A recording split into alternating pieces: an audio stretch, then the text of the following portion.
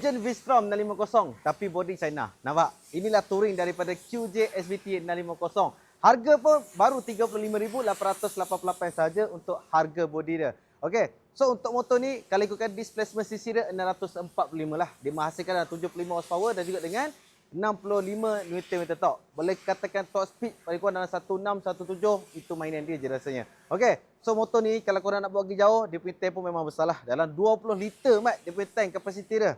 Boleh pergi dalam 360 km.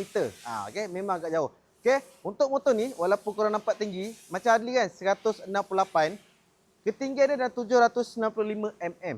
Nampak? Bagi Adli okeylah. Saja kat kaki Adli. Okey.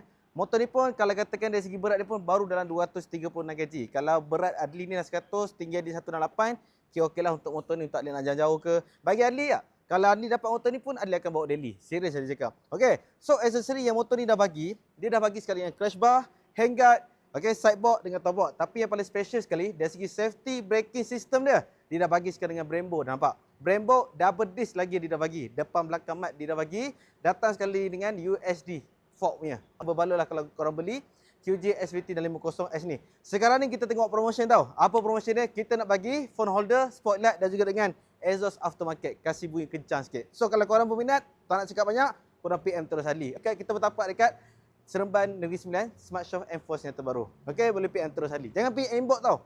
Terus PM Adli ataupun WhatsApp Adli terus. Alright? So di penghujung video macam biasalah kita bagi manis-manis sikit, kasih korang dengar macam mana bunyi exhaust dia. Tapi yang ni exhaust aftermarket lah kita dah pasang untuk customer yang beli kita akan bagi promotion tu. Okay, bismillah.